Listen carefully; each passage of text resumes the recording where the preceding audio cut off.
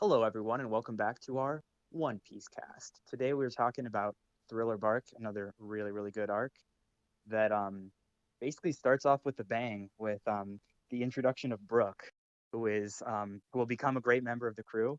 And I think that his introduction is like literally just like starts the arc off so good, and you immediately understand like what kind of a character Brook is. Um, and yeah, it's pretty fucking great. What did you guys think of Brook's introduction?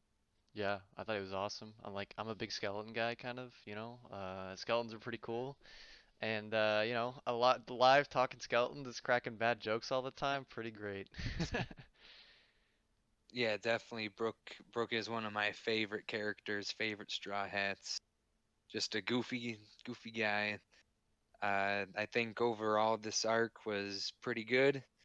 Nothing too special. Coming off of a pretty good Ennis Lobby Water 7 arc, but it was enjoyable. Had a lot of humor. Yeah, it's definitely something I noticed is like it seemed like a bit more of a humorous thing. Like there weren't it didn't go for a big emotional moment other than Brooke's story, but Brooke's story was like a newer story, which is kind of expected. So when they're introducing somebody that's probably going to be part of the crew, like you can expect like a good, not going to be the biggest emotional moment, but it'll be a good one for sure. And this one definitely was a good one. Yeah. And this one's great because like it ties back to like it's I think it's the first backstory where it's like connected to something that we've learned before. Yeah. And it's like connected to Laboon.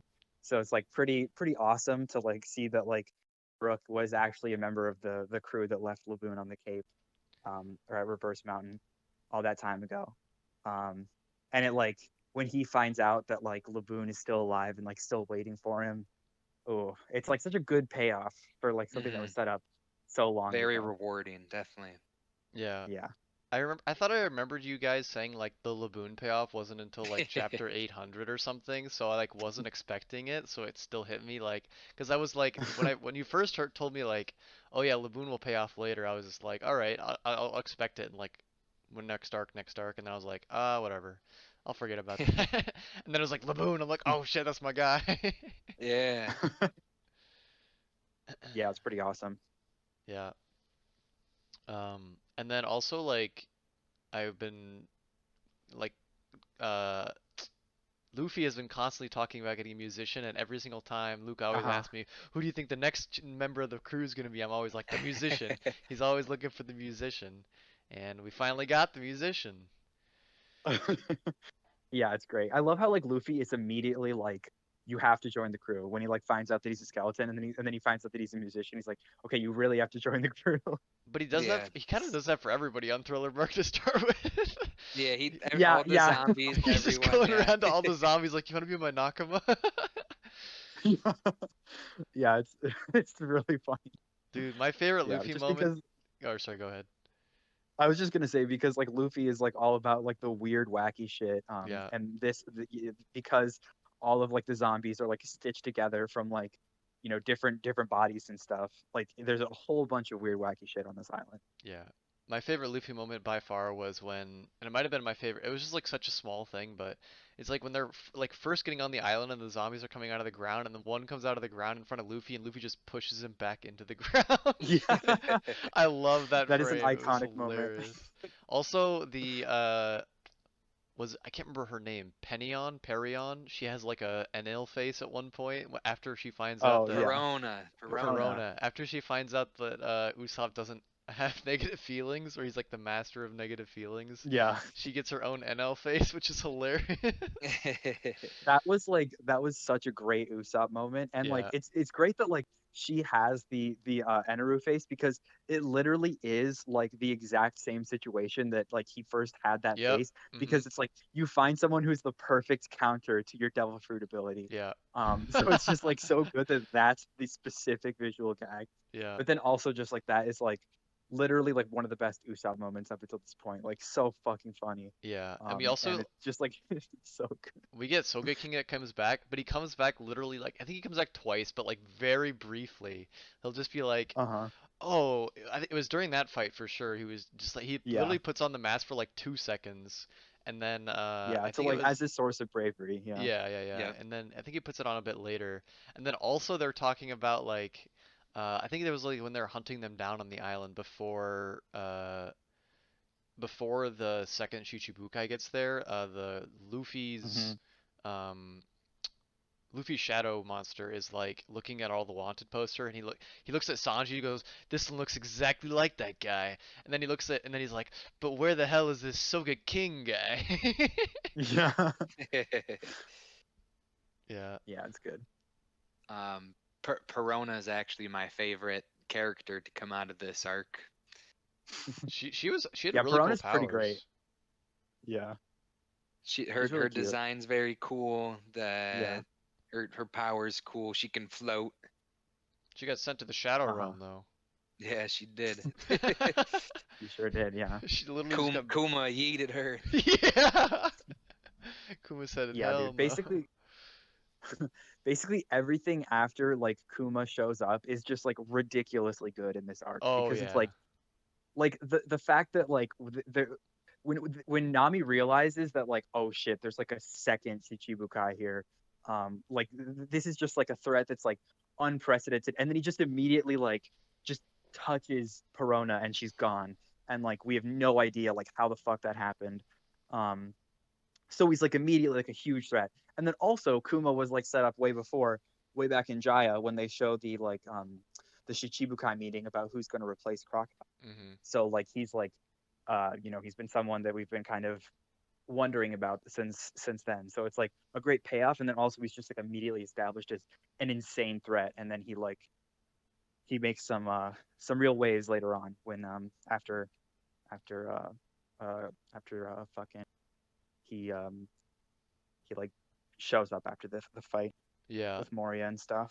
The sense of dread that I got reading, like just when he shows up, and like especially that when you're talking about that moment when Nami's like, "Oh shit, I completely forgot about the Shichibukai that's also on the island," and like you Yeah, can see it on her face, like she's like, "Oh shit," and like the sense of dread Hmm. that I got reading that was like just as scary. yeah, definitely. And then like the whole that the like the way that whole situation is like resolved with Zoro is like still up in the air because like he's was supposed to die, I thought, right? He didn't die though. Yeah, so He we're owed an explanation for that, right? Not really. He absorbed all of the pain that Luffy endured throughout the previous fights. Oh, uh really? I thought okay, I thought there was gonna be like something else that went behind because like they showed him like, oh, you want a taste of it, and he takes and he like freaking almost dies. Yeah. yeah. And Well, then it's he did end up doing like the entire thing. okay. So but it's just that Zoro didn't die from that. But I mean, it is like kind of interesting that Kuma like let him get off that easily. Yeah, Um, I think that like he it's a little yeah cheap just because he comes to the island is like I need to kill all witnesses and he's like but I can also just kill Luffy. But then I can instead of that I could just inflict pain on Zoro. Or I can inflict yeah as much pain as Luffy took and if he survives that then I'm just gonna leave. We also see that he kind of gets a bad rap from the world government for doing that too. They wanted him to annihilate everyone there. Yeah, Um, and we see the leader of the Marines kind of yell at him for not doing that. yeah. He's So yeah, I mean like Kuma's definitely got some shit going on. But like that definitely like that was such a good Zoro moment. Like Oh yeah. probably one of the best Zoro moments up until this point. Like just like such an iconic thing where like Sanji comes back after Kuma's gone. He's like, "What the fuck happened here?" And then Zoro's just standing there, arms crossed, like covered in blood, just like nothing happened. dude, That was just I think such a badass Zoro and moment. Sanji had some really good moments this arc. I think Zoro especially because he has that moment. Then he also has his Uh-huh. duel with Brooks Shadow. Hmm. That was Hmm. super cool because he gets another cursed sword and like the just the visuals around that fight and like the visuals around Brooks Yeah. Shadow especially were super cool. And Yeah. then Sanji gets some really good moments. He doesn't like Like he breaks out the was it the flambe legs, whatever they're called. Yeah. Yeah, yeah. The Yeah, Diablo Jambe or something. Diamble Diablo. Jamble, yeah. Jambe means leg in French, by the way. Okay. Um, So it's like devil's leg. yeah. Yeah. So yeah, he breaks out those again, but like he seems to have like a lot of moments in this chapter that I was just like, hell yeah, Sanji, and it seems like something I hadn't seen in a while from Sanji, besides like last time he did the Jamble, but like even then, I don't know, he didn't get as much of a spotlight, and I think this chapter took the spotlight off of other characters to put it on those characters. Like Nami was unconscious for half the chapter. Um, Frankie didn't Yeah, do that's as fair. much. He was mostly building stuff this chapter. Frankie was full Fortnite mode this chapter. He was just like building Dude, that was I staircases. love that. I love when he's just like making shit. Like he builds, dude, when he like builds the staircase like in the team fight with Yeah, oars. That was so cool. Just like he like built it and he's like, all right, it's not gonna last long. You gotta like hit him now. Just like the concept of Frankie just like building a staircase in the middle of a battle is awesome, and it like definitely fits his character really well because very he's like, Fortnite. yeah, Yeah. He builds the bridge and it's like this most elaborate. Yeah. yeah, He's like, oh, this banister's off. yeah. Um, He's like, oh man, if only I had more time. yeah. I think let's see, who else? It was like pretty evenly split. I'd say like Robin got a pretty she didn't get like a low spotlight, but she didn't get like a hard spotlight either. She was kind of in the middle. She Yeah. had like a She pretty like helped Chopper out with like the hogback fight a little bit. yeah, and she had some good moments like saving other people with like her net of hands and like she makes the Hmm. wings for Frankie at that one point.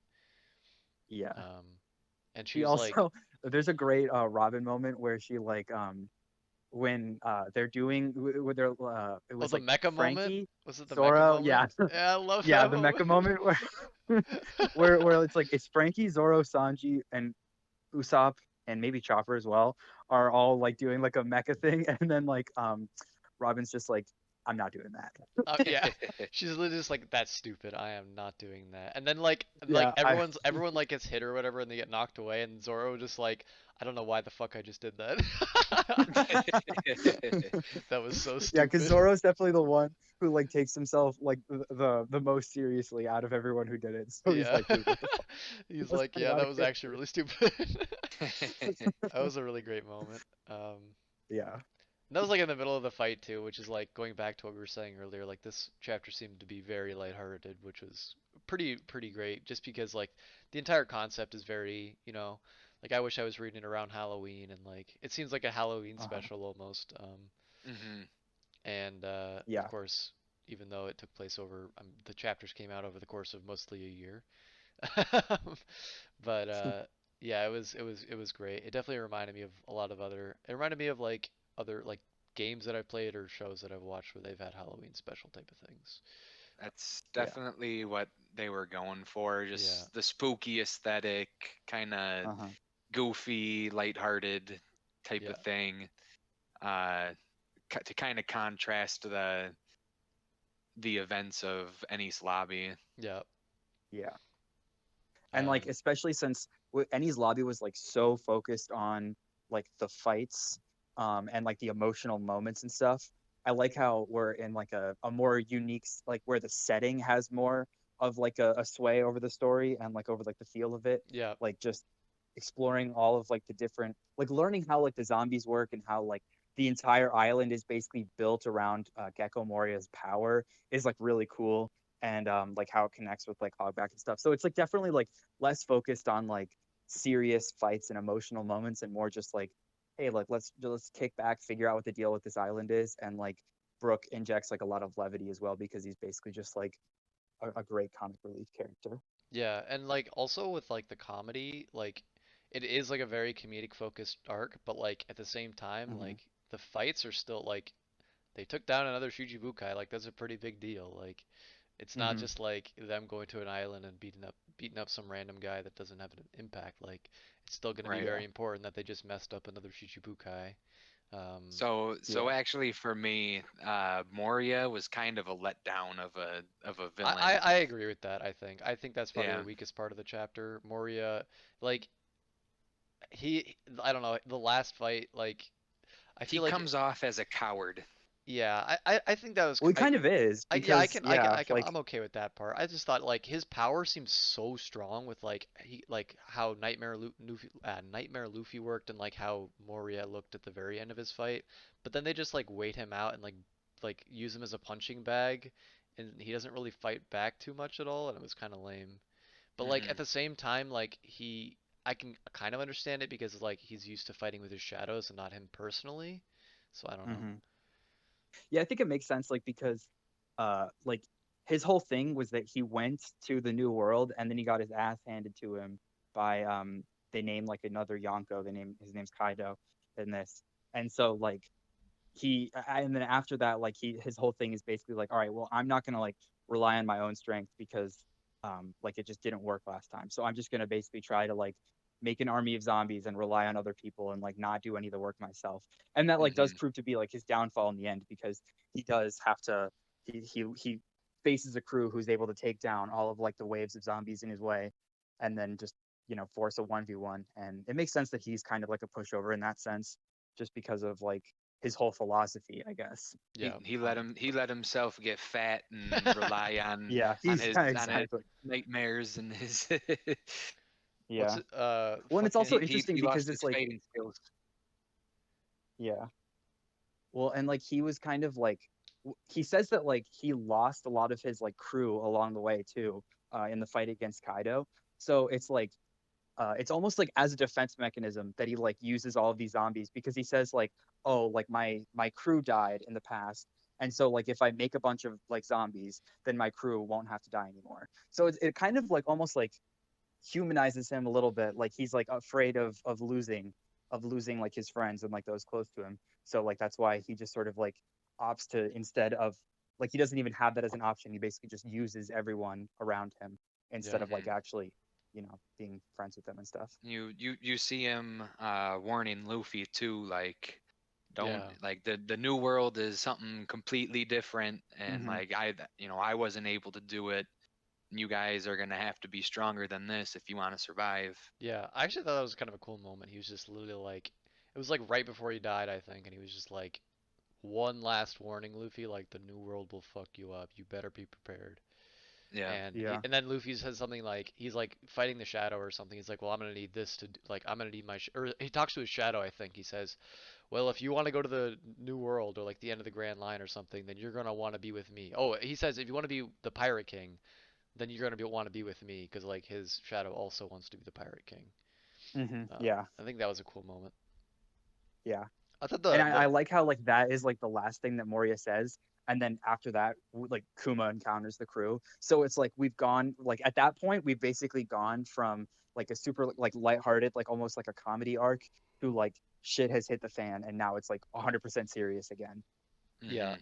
I think that's a good like end to the arc because like it's like this is like the break arc, I guess, where they're like we said earlier, it's lighthearted, so it feels like a bit like a break from everything. But like Oda's basically saying, "All right, back to it, maybe." Yep. Hmm. You had your break. back to the Yeah, exactly. back to the scariness of the Grand Line and the New World. Yep. Um, Yeah. As far as the crew knew, or as far as Zoro knew, he was about to die in place of Luffy. yeah, Yeah. to Yeah, I the love Zoro's attitude to that. He's basically just like, you know what? If this is gonna kill me, then I was never gonna become the best swordsman anyway. yeah, Yeah. So just bring. and also he says like well, why would you give your life for their captain? If you give your life for your captain, then you won't become the best swordsman because you'll die. He's like, well, if I can't protect my captain, then I can't be the best swordsman or something like that. Yeah, yeah. It's Hmm. great. Super That's cool. what makes that moment so good for Zoro because Yeah, it's like it's really badass, but it's also like, it's kind of explaining like what because honestly the concept of like being the best swordsman is like really vague. We have like a kind of like a concrete goal with like beat Mihawk yeah, that was like established really early, but like I like how we're kind of getting more stuff on like okay, like the best swordsman is someone who is like who can protect those he cares about. Like that's like a concrete thing and it plays into like that moment really well. yep. And we also get another swordsman joining the crew with Brooke. So I'm very interested to see how that plays out. Just because I don't know. So far we haven't had a lot of overlap between between the crewmates and like Hmm. their specialties. So I'm curious to see how Brook plays out because he doesn't seem. They make a point of saying like when Brook was fighting his shadow, Brook was like after he sees how Zoro fights his shadow, he's like, oh wow, I was literally just getting toyed with by my own shadow.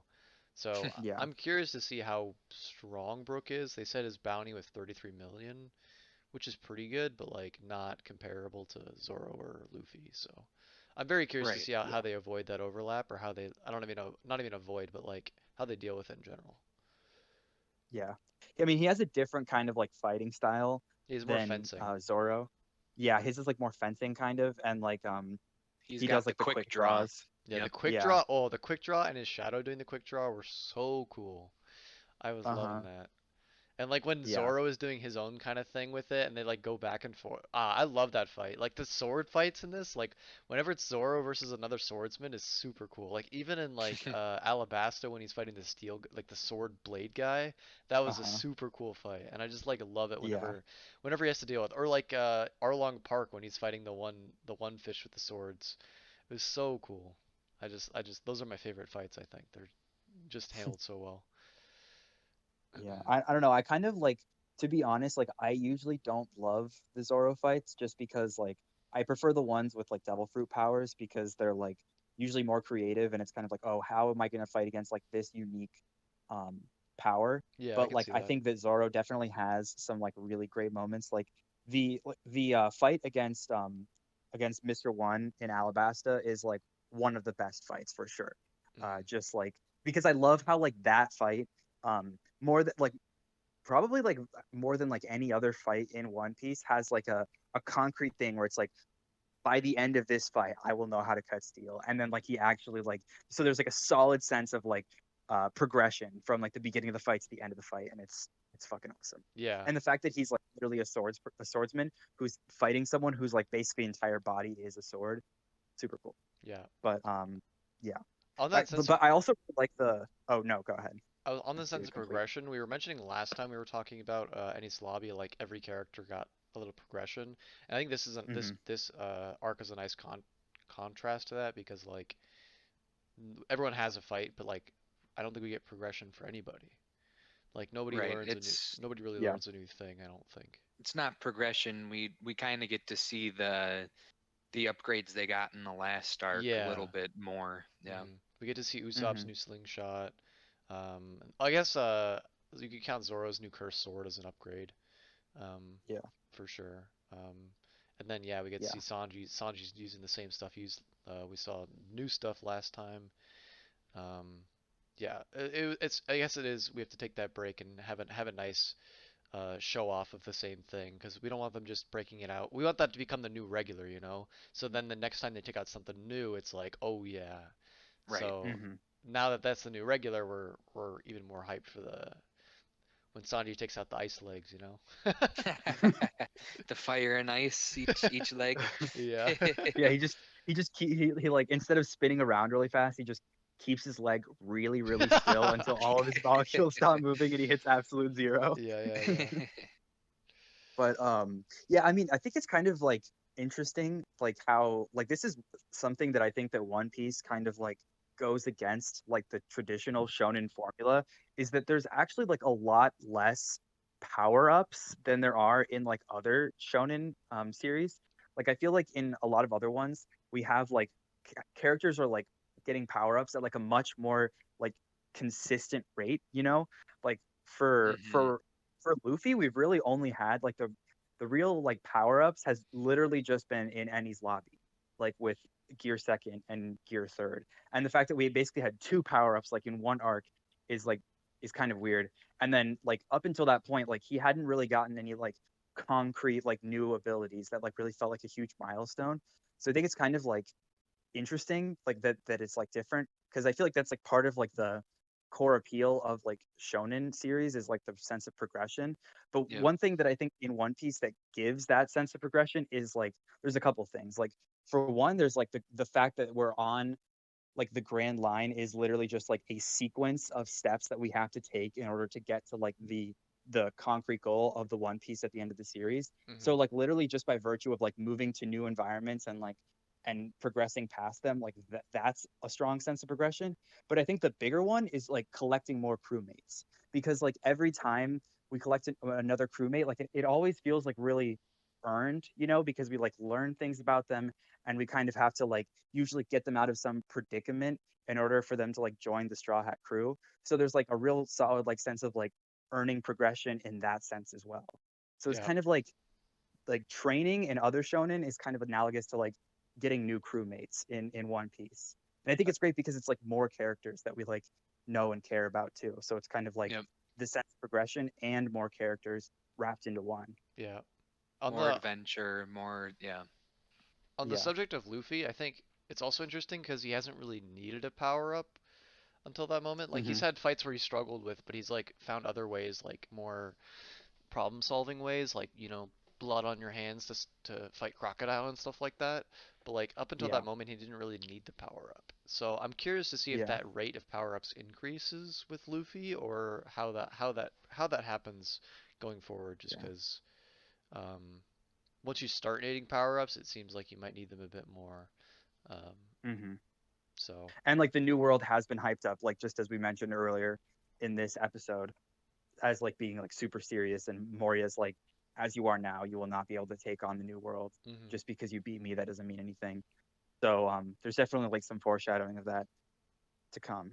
hmm But then yeah, also like a lot of like I think that we still there still is like more of a sense of progression like earlier on as well, like specifically with Luffy, because like in a lot of the fights in like the East Blue before he gets on the Grand Line, the story kind of like finds like various ways to like keep Luffy out of the conflict, or like even make him like not really care about fighting until like a moment happens where he becomes serious, and then he like has to like he like goes all out, and then usually wins because he's like kind of just stronger than everyone in the East Blue. So it like Hmm. it's good because it's like finding out like what makes him snap is like kind of like more characterization for Luffy, and then it also like makes it so that we have a more like solid sense of the threats are getting larger when we get to the Grand Line, because it's like Luffy's just serious from the beginning.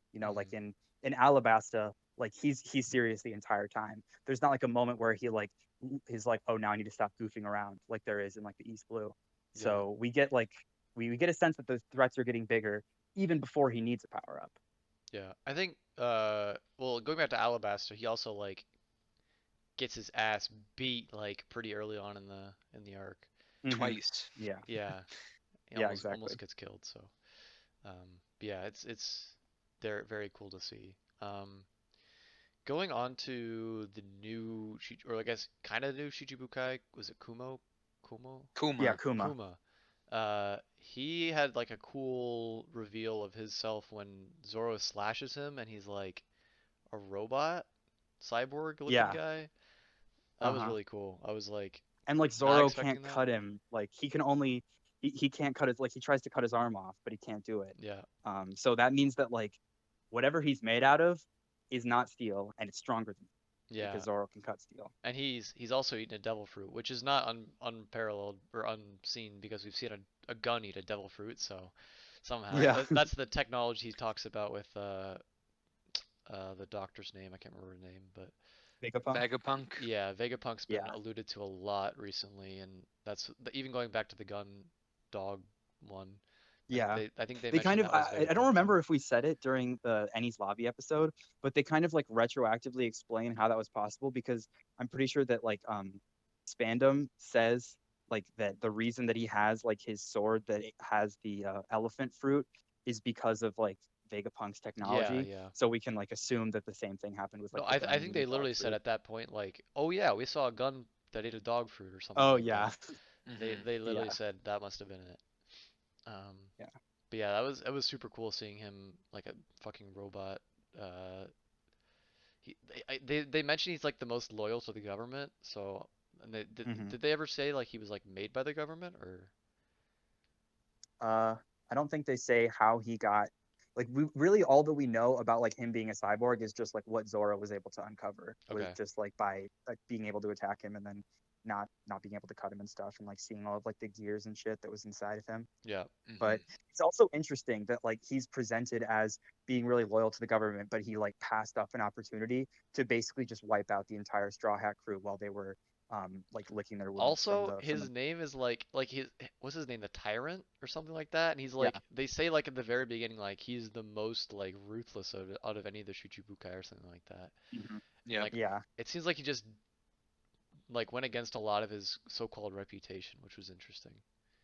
Uh-huh. Yeah. Well, we also see he's pretty interested in the Straw Hats. Like, he was asking Nami if Luffy had a brother, Yeah, Hmm. and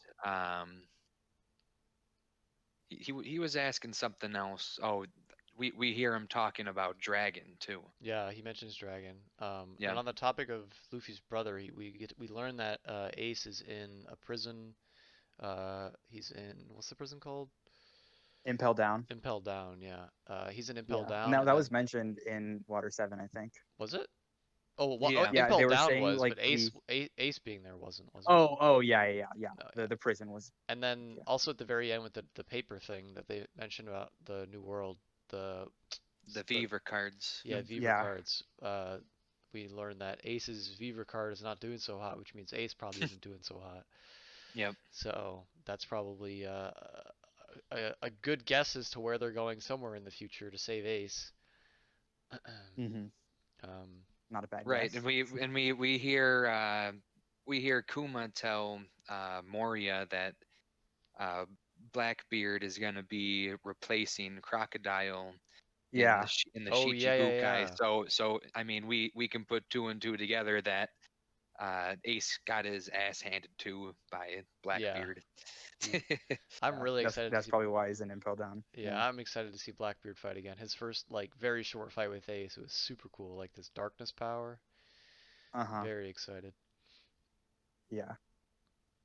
Yeah, it's like it's cool because like we like basically like Blackbeard, his one of his guys, I think it was like Lafitte, showed up at the the meeting where Kuma was first introduced, where they were like trying to decide on like who was going to replace Crocodile, and he basically was like, "Yo, you guys should take Blackbeard," Yeah, and I guess he was finally able to do something to catching Ace was basically how he was able to get the government's favor and let himself be a Shibukai. yeah.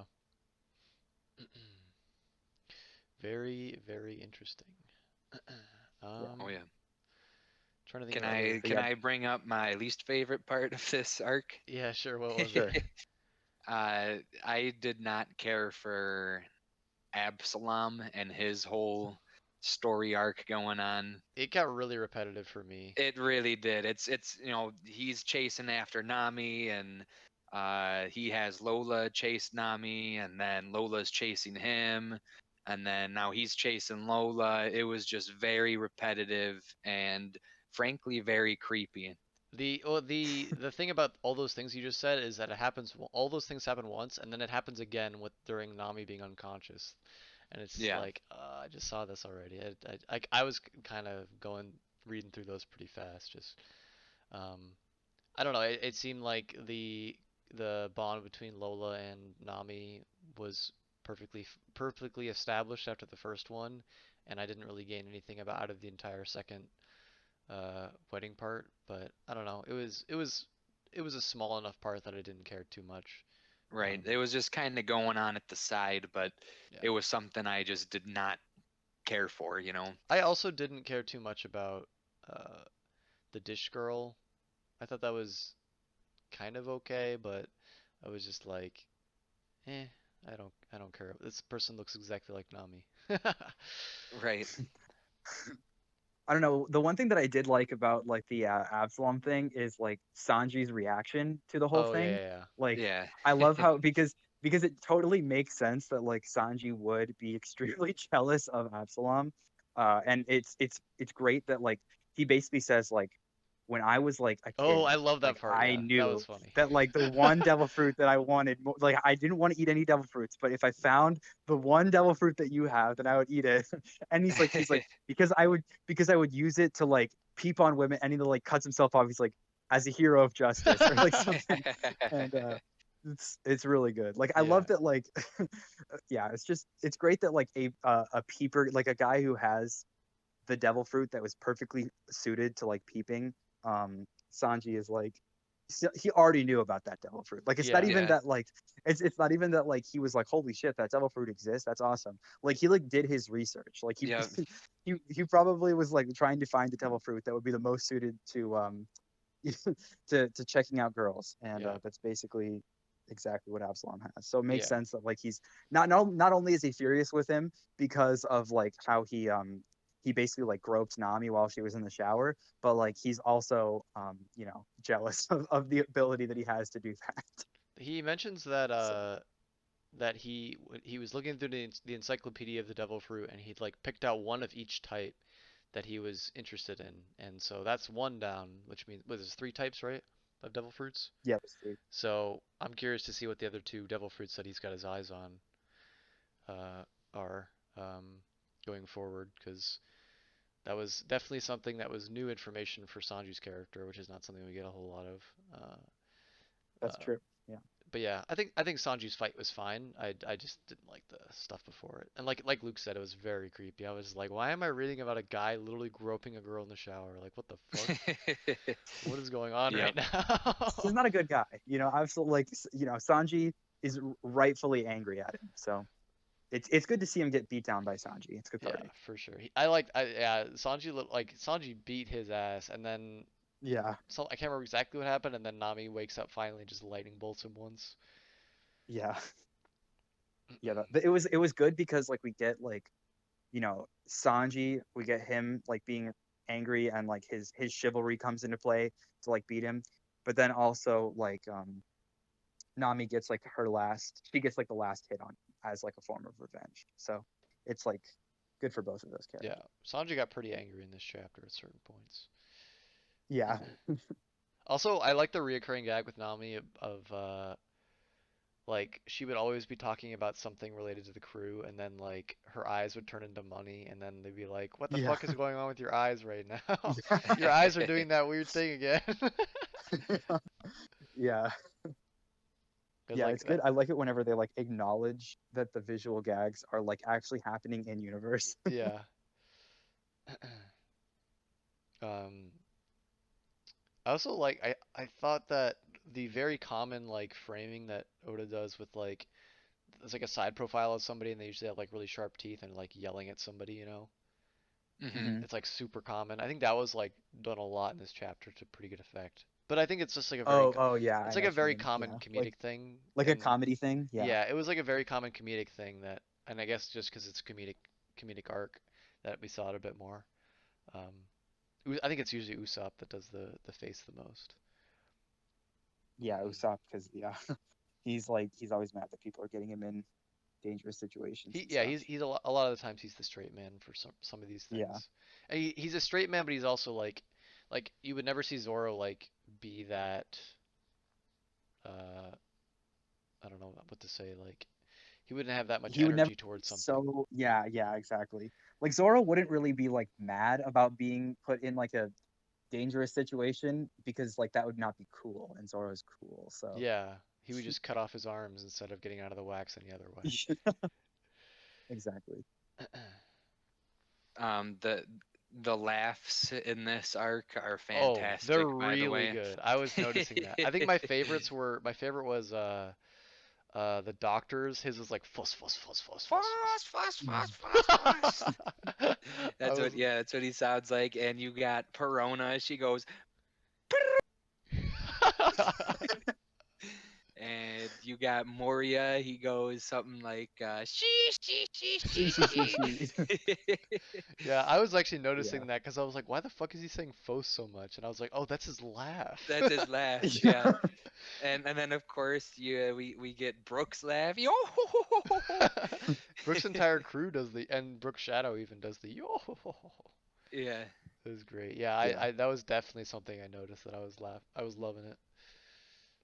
It's funny that it like took us this long to get a yo ho ho ho as a laugh. Yeah, they Just were because of saving the it. pirate manga. Yeah, Yeah, but it's great that Brooke have it because he's like the old timey pirate, like yeah. he's canonically like 80 years old. Drink up So it me makes hearties, yo ho. Um, yeah, Brooks' whole backstory with him and his crew is really good, and I watched the episode of, which I think we mentioned it earlier, but it was the episode especially added a lot to it, that whole situation. The Cool fact about Bing Sake, the song.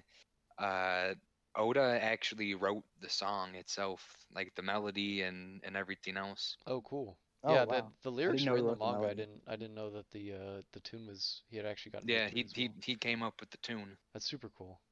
Yeah. Nice.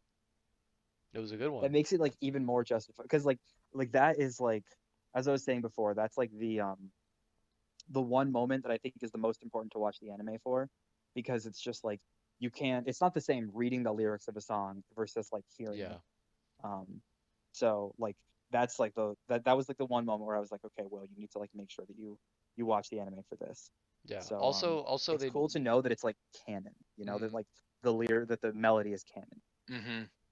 also they do like certain parts of the manga where they've got like people singing in the background, and then but like Brooke had his own like monologue at that point, and like it doesn't work as well when you're reading it, Hmm. as it does like if somebody's singing in the background and you're reading or Yeah, listening to somebody talk. Um, yeah. but yeah, it was pretty good moment. I wouldn't say it was as emotional as some of the other introductions that we've gotten, especially like Frankie's comes to mind more recently because he's the most recent character. But like also it's a lot less fanfare around somebody joining, I guess. So it makes sense Hmm. that it's not quite as big of a moment, but it was definitely a really good story, and I'm all for Brooke joining the team. So Yeah. I ask you every time, Will, what do we need next on the crew?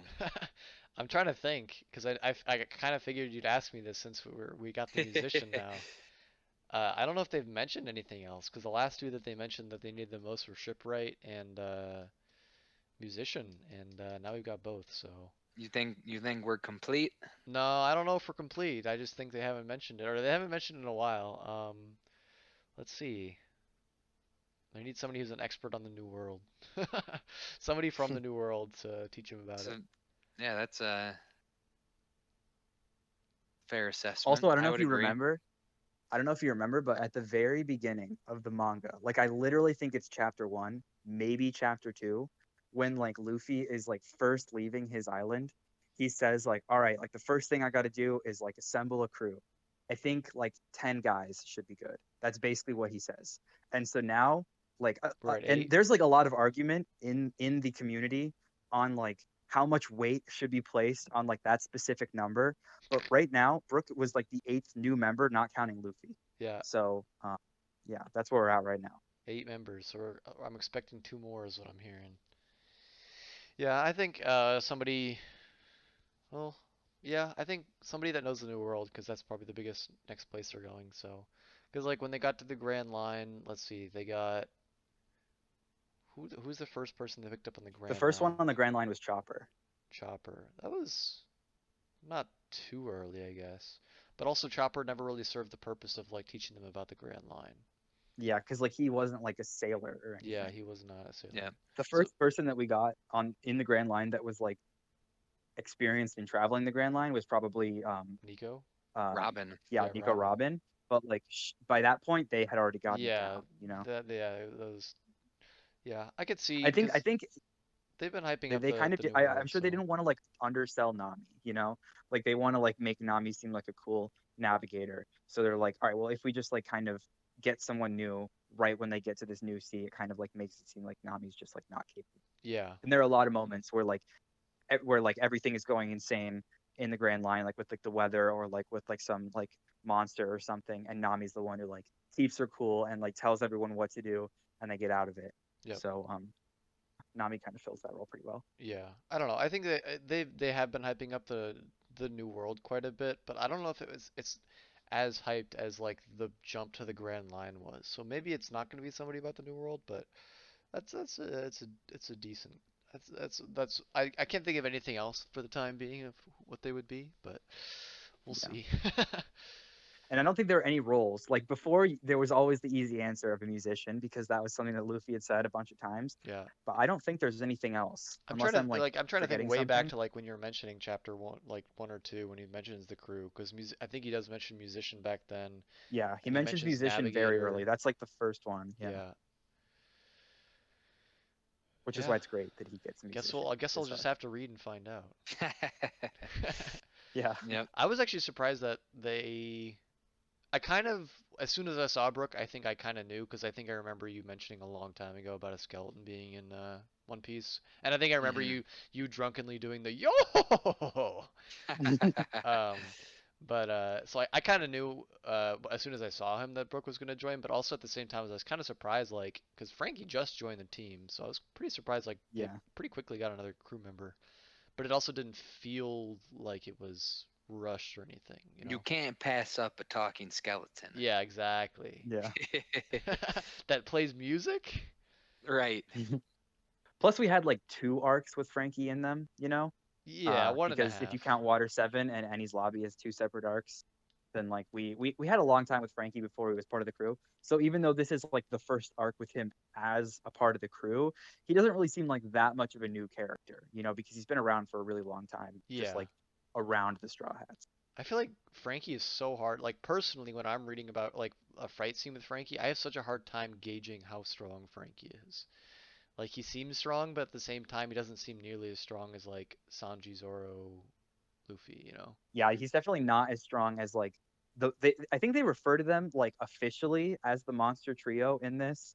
Yep. Um, and in this arc specifically. And so yeah, it's kind of like a thing that like Luffy, Zoro, and Sanji are just like the three strongest members of the crew. Yeah. And then Also, Robin just seems like I think Luke talked about this maybe like 2 episodes ago, but like Robin like seems so like her hand thing seems so strong during Alabasta. Like it just seemed like she can mhm. make hands come out of nowhere, and it just seems like she's not using it a lot. Like she does use it like certain points in this arc that where she like covers somebody's mouth or like stops somebody from doing something, but like I feel like Mhm. she could be doing The so much more biggest with it. waste. It's such a We even see her fly a bit in this. yeah, but she makes a point to Yeah, say like she can't do that for long, which is understandable. But just like I mean, maybe there's like a huge energy expenditure with it somehow, but it just seems like such a strong power.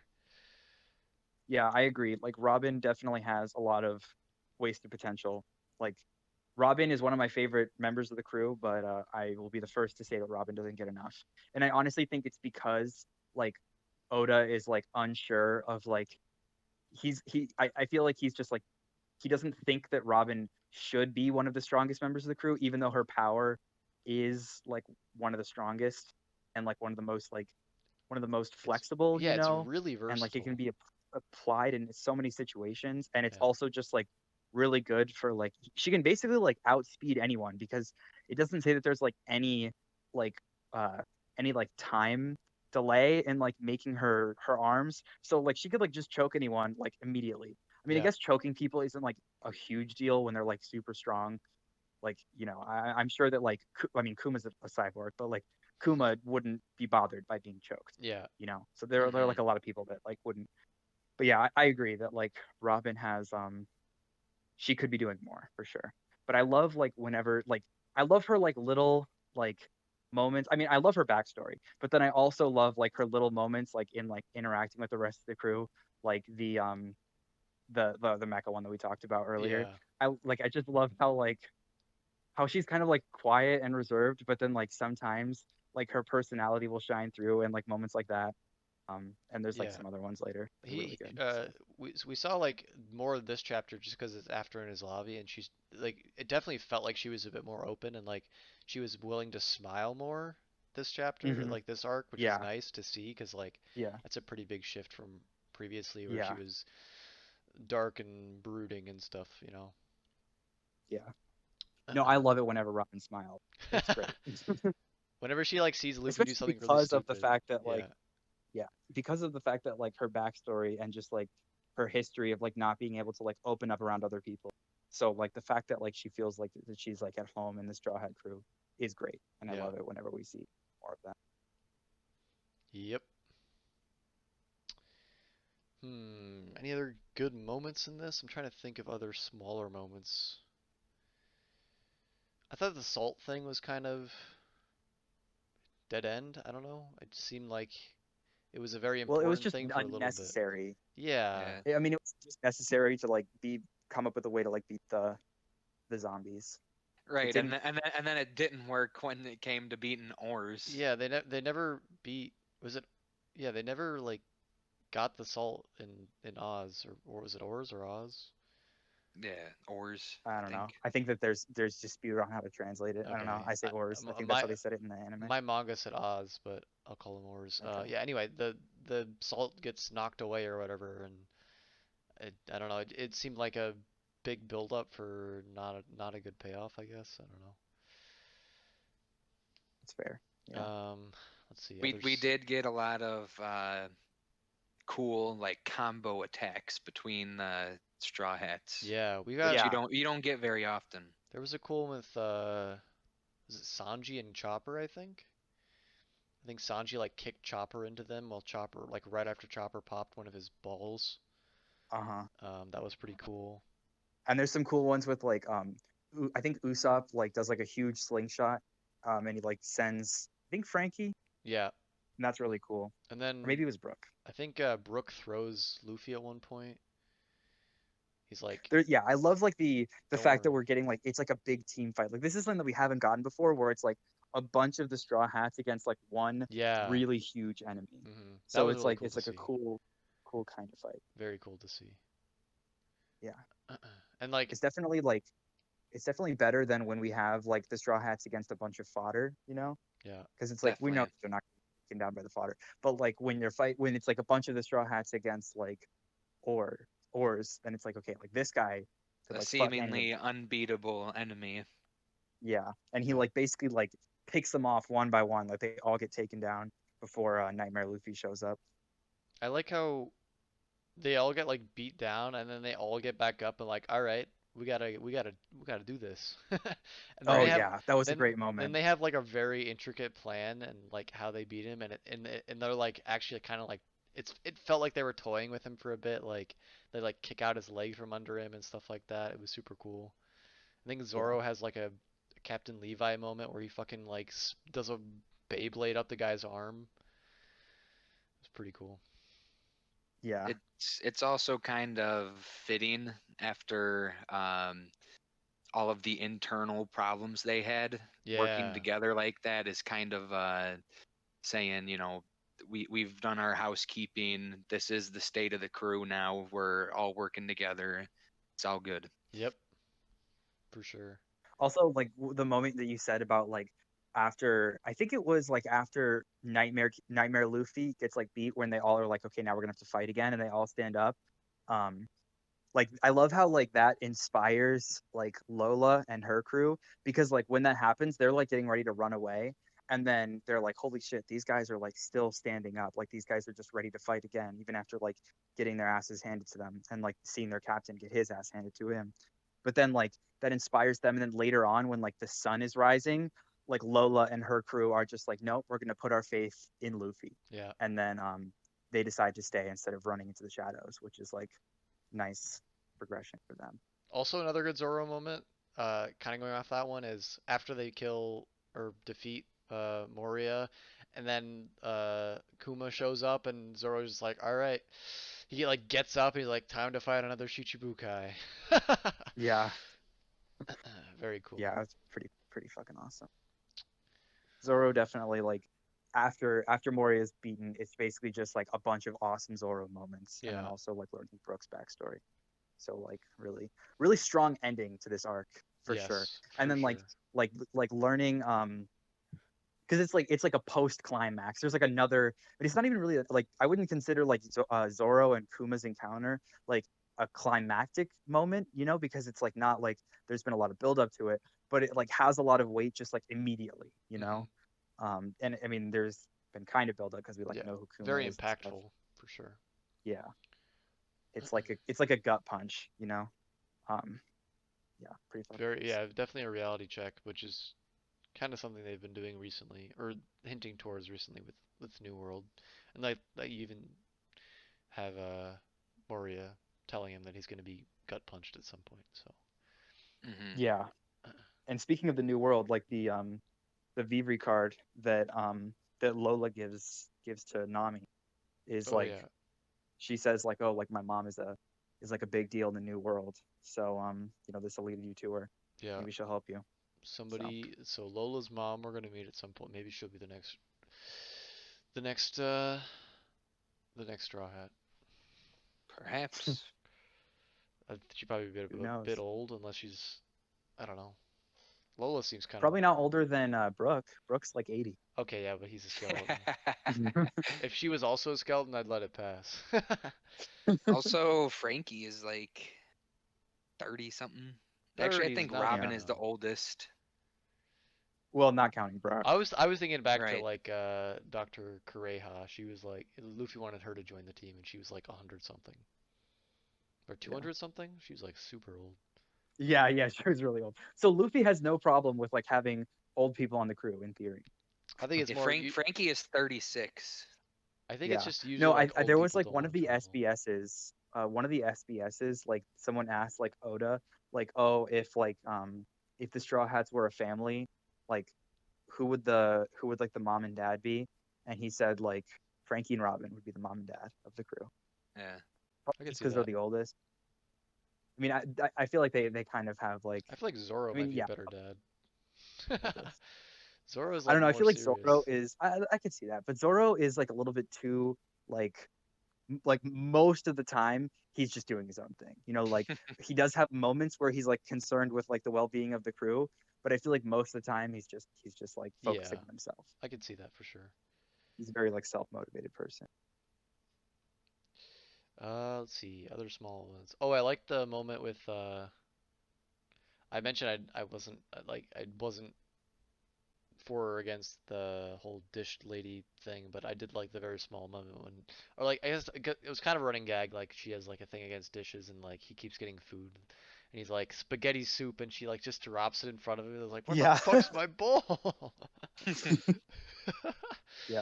I think that happens like a couple times. Very, very good choice of food, Yeah, considering that she doesn't like dishes. it was a very small gag, but it was pretty funny. Yeah. There's a lot of I those like the frame when one he's pan. like, "Don't go into my lab" when he's talking to Chopper. That was a good frame. Uh-huh. Good artwork on that. I liked I his like that the Chopper gets a doctor battle. yeah, his whole design it looked like Dracula from fucking Hotel Transylvania. Yeah. Fosh, fosh, fosh, fosh, fosh. um. Oh, I like the at the very beginning, right when they get on the island, they like first see the zombies and they're like, Luffy's like, "Oh my God, it's an old man that's very injured." They're like, "No, that's a zombie." And then they like find another guy who's Luffy goes, "Oh my God, it's a." I think does Luffy say, "Oh my God, it's a zombie," and then everyone else is like, "No, No, no, that's no. just He an old says the man." same thing. He says it's an old man who's injured, and then everyone's like, "No, you idiot! It's a zombie." And he's like, "Actually, I am an old man with a Yeah. lot of." And then he comes back at the very end and like, "Oh, it's the old man who's injured."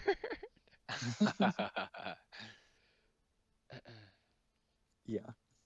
Yep. Um.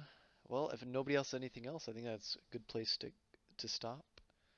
Oh wait, one more thing. Yeah. Um, in the fight between Zoro and Ryuma, the zombie with Brooke's shadow.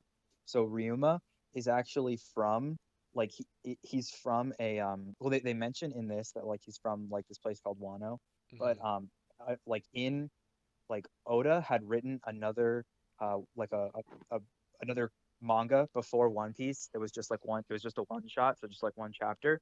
But it's called Monster or Monsters maybe, and in it there is like Ryuma when he was alive fighting the dragon because they say in this that like Oh yeah, Ryuma they like did took down. mention that. That's really cool. Yeah.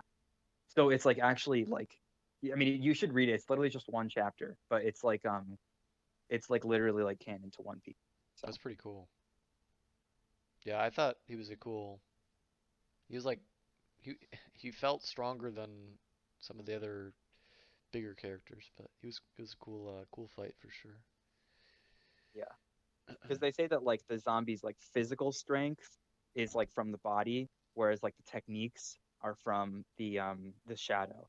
So it's like when he had the like he had the same like quick draw as Brooke, but like he was way stronger than Brooke because like the body was really strong when he was Hmm. alive. Yep. All right. Well, next time, what arc are we doing next time? Kyle, you got this Oh, planned out, right? I think yeah, I got chapters. Um, yeah, you shouldn't look at the the arc list just in case you get spoiled. But I think that next time we're gonna do let me pull where did I write? I think it's in the Oh, here it is. Discord. Um, yeah, it's up until 489. So 489. yeah, That's a lot of so that's chapters. like That's like 90 that's more well that's 100 chapters. no That's no a lot. this one was wait, wasn't this one, didn't this one end at 442? Oh no, I'm sorry. For some reason I was thinking, yeah, you're right. Wait, this one ended Wait, at let no, me this one double ended at check that I'm like not. 490. You're thinking of Oh, 587. oh okay. Yeah. No, so it's 490 to 549. Go 549. ahead. Okay. So it's not 490 to 587. Okay, good. That's a lot of No, chapters. Okay, so it's 5 what? 549. It's 549. until 549. Okay. You're about halfway. Yeah, I was thinking about. I think Yeah. I talking with you about that. I think I was about halfway through One Piece. Yep, about halfway. Days reading, I could be Yeah. more than halfway. I mean, It's crazy. it feels But good. only halfway so far because like, it's not going to end anytime soon. Yeah. Right. He's been saying like 5 years for like so long. So I literally just will not trust anything that Otis says about when And also, it's taken me what 2 months to get here. When pacing myself, like if I had been reading on my own, I probably would have been reading faster. But pacing Mhm. myself, it's about 2 months. So another 2 months to get to caught up. Sounds about right. Yeah. Yep. All right. And then Well, maybe we could do episodes for, I don't know, every chapter or a chunk of chapters or something. yeah, But we'll figure that out when we get to it. I'll be down for sure. Yep. Yeah. Yeah.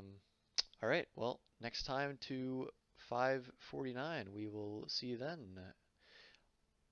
Peace. Sounds good. Later.